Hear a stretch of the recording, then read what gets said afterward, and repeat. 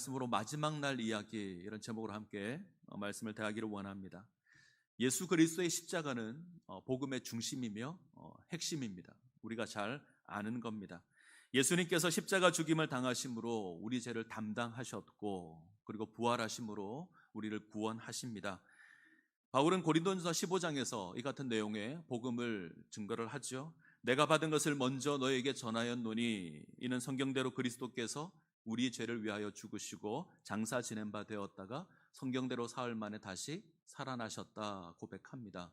예수님께서도 말씀하십니다. 인자에 온 것은 섬김을 받으려는 것이 아니라 섬기려 하고 자기 목숨을 많은 사람의 대속물로 주려 합니다. 예수님께서 말씀하십니다. 예수님의 죽음이 우리를 구속하는 구속의 사건이다 선언하는 겁니다. 사실 우리는 죽음이라고 하면 좀 긍정적인 의미보다는 좀 부정적인 의미를 가질 때가 많습니다. 서양보다 동양이 훨씬 더 이런 의미가 강합니다. 그래서 우리는 죽음이라고 하면 마지막 혹은 끝남 이런 의미를 가지고 이해를 하죠. 그러나 성경은 예수 그리스도의 죽음에 대해서 전혀 다른 의미로 선포합니다. 그것은 실패가 아니라 승리이죠. 끝난 것이 아니라 완성된 것이고 마지막이 아니라 새로운 시작입니다.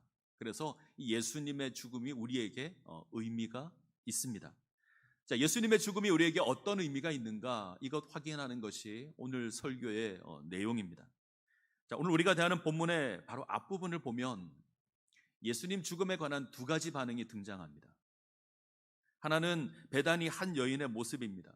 이 여인은 예수님의 죽음을 기념하여서 300데나리온의 향유를 예수께 가지고 와서 붓습니다. 자, 300데나리온, 노동자 한 사람이 300일 동안 일해서 벌어들이는 금액입니다. 좀 쉽게 표현하자면 우리가 1년 동안 열심히 일해서 벌어들이는 수입이 아마 이 정도 될 겁니다. 절대 적은 금액이 아니죠. 근데 예수님의 죽음에 관한 의미를 알고 있는 이 여인은 300데나리온의 이 값비싼 향유를 예수님께 붓고 있습니다. 결코 아까운 것이 아니라는 거죠. 그러나 예수의 죽음의 의미를 확인하지 못한다면 이것이 헛된 낭비로 보일 겁니다. 제자들이 그렇습니다. 제자들은 300데나리온의 향유를 부어버리는 여인의 모습이 못마땅합니다. 분노하고 화를 내죠. 무슨 의도로 이것을 허비하느냐, 이것을 비싼 값에 팔아 가난한 자들을 도와도 될 것이다. 이들은 분노하고 있습니다. 심지어 가룟 유다는 예수님에 대한 실망감으로 예수님을 은 30에 넘겨버립니다. 자, 은 30은 노예 한 명에 해당하는 대금입니다. 지금 가룟 유다는 노예 한 명의 값과 예수님의 생명을 바꾸어 버리는 겁니다. 한 여인은 예수님의 죽음을 기념하여서 300데나리온의 향유를 붓습니다. 근데 한 제자는 은 30의 예수를 팔아버립니다. 자, 왜 이런 차이가 주어질까? 예수님 죽음에 대한 의미가 다르기 때문입니다. 예수의 죽음이 지니는 구원의 의미를 안다면, 그것이 나를 구원하는 구속 사건이라는 것을 안다면 300데나리온의 향유를 부을 수 있습니다. 그러나 그것을 알지 못한다면 은 30에 팔아버릴 수도 있습니다. 자, 복음서 저자가 오늘 우리에게 선포하는 메시지가 여기에 있습니다. 예수님 죽음의 의미를 알라는 거죠. 예수 그리스도의 십자가의 의미를 깨달아 알라는 겁니다. 그리고 합당한 자리에 세워지라는 겁니다. 예수를 은 30에 넘겨버리는 가룟 유다가 아니라 값비싼 향유를 예수의 머리에 붓는 베다니의 한 여인이 되셔야 합니다. 자, 기억하셔야 합니다. 예수님의 죽음은 실패가 아닙니다. 이 땅에 하나님 나라를 성취하려다가 이루지 못해서 실패한 것이 아닙니다. 계획한 것을 이루지 못하는 미완성도 아닙니다. 그것은 우리를 살리는 것이며 하나님 구속 사역의 성취입니다. 실패가 아니라 승리입니다. 완성입니다. 때문에 예수 그리스도의 십자가는 우리가 목숨을 걸고 붙들어야 하는 우리의 생명입니다. 자, 오늘 본문을 보시죠. 오늘 우리가 다루는 본문은 이제 무교절 첫날 이렇게 시작을 합니다. 무교절 첫날, 유월절 양 잡는 날, 유월절 이렇게 이해하시면 적절할 것 같습니다. 보통 무교절이라고 하면 이제 유월절을 지킨 그 다음 날부터 일주일을 무교절이라고 합니다. 근데 유대인들은 굳이 이거 구분하지 않고 같이 합쳐서 사용을 많이 합니다. 따라서 본문에서 무교절 첫날 그러면 6월절이구나 이해하시면 될 것 같습니다. 자, 이날 제자들이 6월절 만찬을 준비합니다. 자, 성경을 읽을 때 시간법을 잘 이해하시면 도움이 됩니다. 우리는 하루를 이해할 때 몇 시부터 몇 시까지가 하루죠? 밤 12시 땡, 0시부터 그죠? 24시, 밤 12시까지. 그렇게 우리는 하루를 이해합니다. 유대인들은 조금 다릅니다. 유대인들은 오후 6시부터 그 다음날 오후 6시까지가 하루입니다. 우리와 계산법이 조금 다르죠. 해 저물 때 하루가 시작되고 다음날 해 저물 때쯤 해서 하루가 마칩니다. 자, 지금 제자들은 이 6월절 만찬을 준비하고 6월절 식사를 하는데 이것은 새로운 날이 시작될 때쯤 일어난 일입니다. 자, 새로운 날을 시작할 때 6월절 만찬을 합니다. 자, 이때가 6월절이죠. 자, 표를 하나 보여주시죠. 6월절 만찬이 끝나면 예수님께서 이제 겟세마네 동산에 가서 기도하실 겁니다. 아마 그 시간이 밤 10시에서 12시, 저희 나라 시간입니다. 10시에서 12시 정도 될 겁니다. 십자가를 앞두고 기도하시는 거죠. 그리고 0시쯤 되면 종교 지도자들이 보낸 그 무리들에게 예수님께서 체포되십니다. 그리고 사내들인 공회와 빌라도 앞에서 이제 신문을 당하시죠. 그리고 사형이 선고되시고 십자가 지고 골고다를 오르시는데 이때가 8시경 정도 됩니다. 자, 그리고 예수님께서 십자가에 못 박히시는데 히브리 시간으로 3시경, 우리 시간으로 오전 9시 정도 됩니다. 그리고 예수님께서 십자가에 운명하신 시간이 그로부터 한 6시간 지난 오후 3시, 유대 시간으로 제9시가 됩니다. 자, 그러면 지금 예수님께서는 6월절 만찬을 한 것부터 채 하루가 끝나기 전에 운명하시는 게 되죠. 자, 표는 이제 닫아주셔도 됩니다. 자, 예수님께서는 이 마지막 날 하루 동안 6월절 만찬을 행하시고 십자가를 지시고 죽임을 당하십니다. 이 모든 일이 일어나기까지 하루가 걸리지 않습니다. 하루 안에 이 모든 일들이 다 일어납니다. 그렇다면 오늘 우리가 본문에서 대하는 이 이야기는 예수님께서 이 땅에서 보내신, 죽음 전에 보내신 마지막 날 이야기가 되죠. 특별히 지금은 마지막 밤 이야기입니다. 이 땅에서 마지막 밤을 맞이하시면서 예수님께서 제자들과 함께 6월절 만찬을 나누십니다. 겟세마네 동산에서 기도하실 겁니다. 잡히실 것이고 사내들인 공회에서 신문을 받으실 겁니다. 그리고 베드로가 예수님을 부인하는 것으로 이 마지막 밤 이야기는 끝이 날 겁니다. 자, 분위기는 매우 어둡고 매우 무겁습니다. 예수께서는 만찬 가운데 한 제사가 자신을 팔 것이다 선언하시죠. 말씀대로 은 30에 예수님께서 팔려 잡히십니다. 예수를 버리지 않겠다 다짐했던 제자들은 다 예수님을 버리고 도망합니다. 수제자라 불렸던 베드로는 예수를 3번이나 부인하고 심지어 저주하기까지 합니다. 자, 이 땅에서 맞이하는 마지막 밤, 그렇게 진행이 됩니다. 아주 고통스러운 밤입니다. 그리고 예수님은 죽임을 당하십니다. 근데 성경은 이 비극적인 죽음에 대해서 특별한 의미를 부여하고 있습니다. 우리가 확인해야 될 내용입니다. 자, 오늘 우리가 주목할 건 이 마지막 밤에 주어지는 6월절 만찬입니다. 예수님께서 마지막 날 밤에 제자들과 함께 6월절 만찬을 나누시면서 이 만찬을 새롭게 하십니다. 그리고 이 예식이 기독교 신앙에 있어서 아주 중요한 예식이 됩니다. 예수께서는 이 예식을 통해서 당신이 감당할 죽음의 의미를 명확하게 보여주고 있습니다. 그리고 그 예식에 참여하라 명하십니다. 6월절은 이스라엘이 지키는 3대 절기 가운데 하나입니다. 아마 가장 중요한 명절을 뽑으라면 아마 이들은 6월절을 뽑을 겁니다. 과거 이스라엘이 애굽에서 하나님의 은혜 가운데 구원받은 것을 기념하여서 지키는 절기가 6월절입니다. 하나님의 놀라운 역사로 이스라엘이 애굽에서 구원받았고 하나님의 백성이 되었습니다. 이것 기념하는 거죠. 자, 이스라엘 백성들은 6월절이 되면 6월절 만찬을 가지고 6월절의 의미를 확인합니다.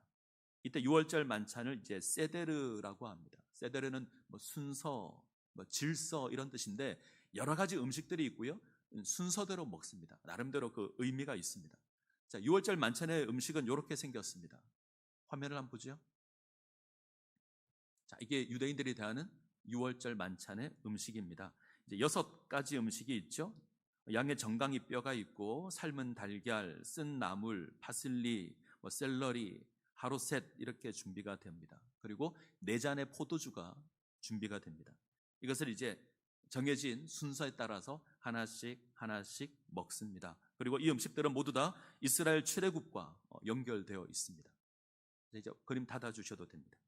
자, 집안의 가장이 먼저 축복 기도를 하고 첫 번째 포도주를 마십니다. 그리고 이제 손을 씻고 아까 본 것 중에 쓴 나무를 취하여서 소금물에 담급니다.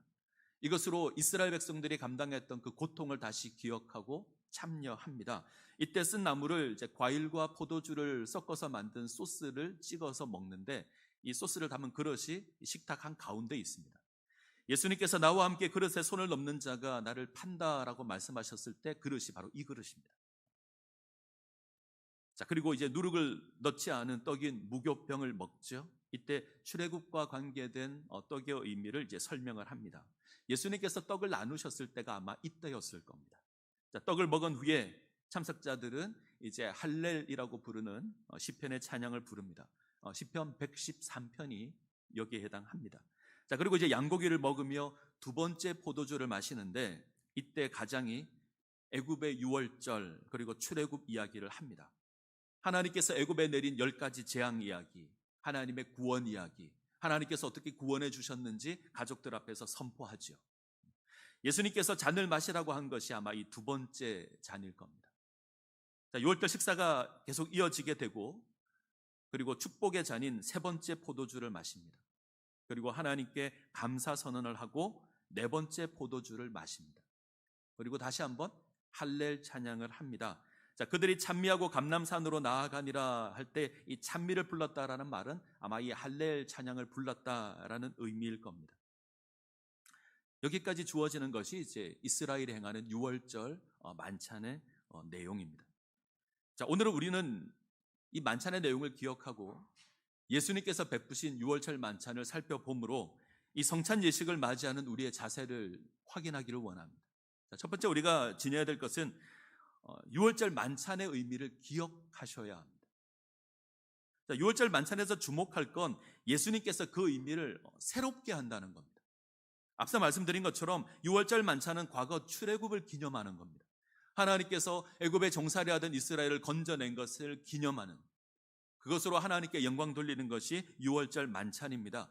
그런데 우리가 대하는 본문을 보게 되면 그 어디에도 유월절 이야기가 없죠. 그 어디에도 유월절 이야기는 없습니다.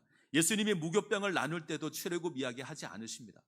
예수님께서 두 번째 포도주를 나눌 때도 출애굽 이야기는 등장하지 않습니다. 대신에 좀 충격적인, 좀 낯선 선언을 하시죠. 자, 26절을 볼까요? 자, 같이 읽겠습니다. 26절부터 29절까지. 26절부터 29절까지 같이 읽습니다. 그들이 먹을 때에 예수께서 떡을 가지사 축복하시고 떼어 제자들에게 주시며 이르시되 받아서 먹으라, 이것은 내 몸이니라 하시고 또 잔을 가지사 감사기도 하시고 그들에게 주시며 이르시되 너희가 다 이것을 마시라, 이것은 죄사함을 얻게 하려고 많은 사람을 위하여 흘리는 바 나의 피 곧 언약의 피니라. 그러나 너희에게 이르노니 내가 포도나무에서 난 것을 이제부터 내 아버지의 나라의 새 것으로 너희와 함께 마시는 날까지 마시지 아니하리라 하시니라. 떡을 나누시면서 이렇게 말씀하십니다. 받아서 먹으라, 이것이 내 몸이다. 잔을 나누시면서 너희가 이것을 마시라, 이것은 죄사함을 얻게 하려고 많은 사람을 위하여 흘리는 바 나의 피 곧 언약의 피니라. 예수님은 떡과 잔을 나누면서 자신과 연결시키십니다. 예전에는 출애굽을 기념하였고 그것을 기억하는 것이 떡과 잔이었는데 아닙니다. 이제 예수님께서는 떡과 잔을 자기 자신과 연결시키십니다. 새로운 유월절을 선포하십니다. 새로운 출애굽을 선포하십니다. 예수 그리스도의 살과 피로 말미암아 이루어지는 새로운 구원입니다.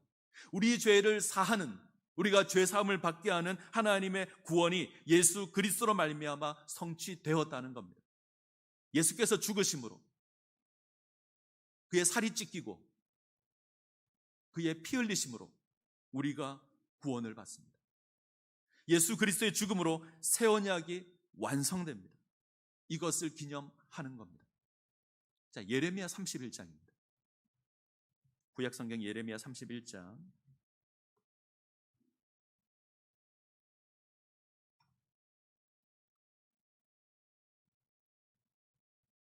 예레미야 31장 31절부터 34절까지 말씀입니다.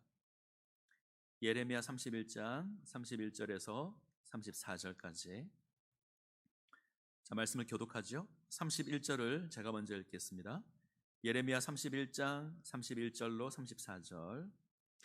여호와의 말씀이니라. 보라, 날이 이르리니 내가 이스라엘 집과 유다 집에 새 언약을 맺으리라.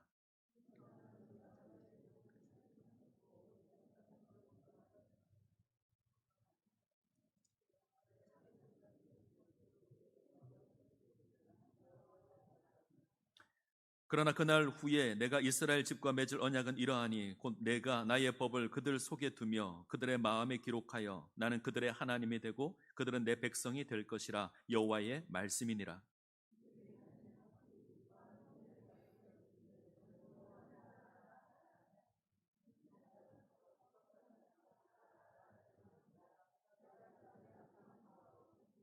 죄를 기억하지 아니하리라. 여호와의 말씀이니라. 아멘. 하나님께서 이전과 다른 새로운 언약을 맺으시겠다 선포하십니다. 시내산에서 모세를 통해서 세운 그 언약과는 다른 언약입니다. 과거 시내산에서 맺은 언약은 불완전한 것이었습니다. 양의 피로 세웠던 그 언약, 이스라엘을 온전히 세우지 못했습니다. 때문에 그 언약 아래에 있던 이스라엘이 실패합니다. 이제 하나님은 새로운 언약을 허락하십니다. 그리고 그 언약으로 나는 너희의 하나님이 되고 너희는 내 백성이 되리라. 이 언약 완성하실 겁니다. 이 새 언약은 과거의 옛 언약과 다른 언약입니다. 옛 언약은 돌판에 기록했다면 새 언약은 우리 마음판에 기록할 겁니다. 그것으로 모든 사람이 하나님을 알게 될 겁니다. 무엇보다 하나님의 새 언약은 우리 죄의 문제를 완전히 해결하는 언약이 될 겁니다. 다시는 죄가 생각나지 않는 그 놀라운 모습 가운데 하나님께서 우리를 세워 주실 겁니다. 이 언약 이루실 겁니다. 예수 그리스도를 통해서 이 언약을 이루십니다. 지금 예수님께서 선포하시는 것이 이것입니다. 예수 그리스도의 살이 찢김으로 그의 피 흘림으로 이 언약이 성취됩니다. 예수 그리스도의 죽음으로 하나님의 새 언약이 성취되는 겁니다. 자, 이것 기념하는 것이 마지막 만찬입니다. 우리는 성례 예식을 통해서 이것 확인하셔야 합니다. 우리가 하나님의 백성이 됩니다. 우리의 죄의 문제가 해결됩니다. 하나님은 예수 그리스도로 말미암아 다시는 우리 죄를 기억하지 않으실 겁니다. 나는 너희의 하나님이 되고 너희는 내 백성이 되리라. 이 언약 온전히 이루실 겁니다. 예수 그리스도께서 찢기시고 그의 피 흘림으로 이 놀라운 구원 사역을 이루십니다. 우리는 성찬을 대하며 이것 기억하셔야 합니다. 이것이 우리가 성찬을 대하는 첫 번째 자세입니다. 자, 두 번째는 하나님의 은혜를 찬양해야 합니다. 성찬을 맞이하며 하나님의 은혜를 찬양하셔야 합니다. 자, 제자들이 6월절 만찬을 마치고 찬미하면서 감람산으로 나아갑니다. 앞서 말씀드린 것처럼 이때 부르는 찬양을 할렐 이렇게 이야기합니다. 시편 113편부터 118편이 여기에 해당하는 찬양입니다. 113편은 하나님께서 이스라엘을 애굽에서 구원하셨다, 이거 기념하여 부르는 찬양이죠. 6월절 만찬 중간에 부릅니다. 자, 두 번째 할렐은 만찬이 끝난 다음에 부릅니다. 114편부터 118편까지. 자, 114편은 출애굽의 역사를 노래하는 찬양입니다. 홍해를 가르고 광야에서 물을 내시고 요단강을 가르시는 하나님의 놀라운 역사를 선포합니다. 자, 115편은 이 모든 구원의 역사가 하나님의 역사였다, 하나님의 은혜였다 선포합니다. 이스라엘이 무엇을 한 것이 아니라는 거죠. 이스라엘이 힘이 있고 능이 있어서 이 구원을 쟁취한 것이 아니라는 말입니다. 하나님께서 하셨습니다. 자, 115편 1절을 보시면 여호와여 영광을 우리에게 돌리지 마옵소서, 우리에게 돌리지 마옵소서. 오직 주는 인자하시고 진실하심으로 주의 이름에만 영광을 돌리소서. 하나님만 영광 받으십시오 고백하죠. 자, 116편을 가시면 이제 하나님의 구원을 경험한 이스라엘이 어떤 자세를 취해야 하는가 고백하는 내용이 등장합니다. 한마디로 하나님 찬양하는 겁니다. 자, 116편 12절부터 14절까지 제가 읽겠습니다. 내게 주신 모든 은혜를 내가 여호와께 무엇으로 보답할까? 내가 구원의 잔을 들고 여호와의 이름을 부르며 여호와의 모든 백성 앞에서 나는 나의 서원을 여호와께 갚으리로다 고백합니다. 117편, 118편 동일합니다. 하나님을 찬양하라는 내용으로 가득합니다. 자, 117편. 너희 모든 나라들아 여호와를 찬양하며 너희 모든 백성들아 그를 찬송할지어다. 우리에게 향하신 여호와의 인자하심이 크시고 여호와의 진실하심이 영원함이로다. 할렐루야 되어 있고요. 자, 118편은 이렇게 되어 있습니다. 여호와께 감사하라. 그는 선하시며 그의 인자하심이 영원함이로다. 이제 이스라엘은 말하기를 그의 인자하심이 영원하다 할지로다. 자, 이런 감격의 찬양이 6월절 만찬 이후에 주어집니다. 하나님께서 우리에게 베풀어 주신 그 구원, 그거 기억하며 감사하며 찬양하는 겁니다. 우리도 동일한 모습을 지녀야 될 겁니다. 하나님께서 우리에게 놀라운 구원 베풀어 주셨습니다. 하나님이신 그분께서, 하나님의 독생자이신 예수 그리스도께서 이 땅 가운데 임하셨습니다. 죄 없는 그분께서 우리 위하여 고난당하십니다. 십자가를 지십니다. 찢기시고 피 흘리십니다. 그것으로 우리가 구원을 받습니다. 하나님의 백성이 됩니다. 하나님과 우리와의 관계를 가로막던 죄의 문제를 하나님께서 해결하십니다. 그러기에 감사하셔야 합니다. 감격하셔야 합니다. 그 놀라운 은혜를 기억하며 하나님께 영광을 돌려야 합니다. 이것이 우리의 마땅한 자세입니다. 자, 세 번째, 우리가 주님 앞에 온전한 삶을 살아가야 합니다. 자, 우리는 6월절의 의미를 확인했죠. 예수 그리스도의 죽음으로 말미암아 우리를 향한 하나님의 구원이 완성되었다. 예수의 찢기심과 피 흘림으로 새 언약이 완성되었다. 성취되었다. 우리가 확인을 합니다. 우리가 무엇을 행했기 때문이 아니라 하나님께서 우리에게 베풀어 주신 놀라운 은혜였습니다. 그러기에 우리가 감사의 찬양을 하나님께 드려야 되죠.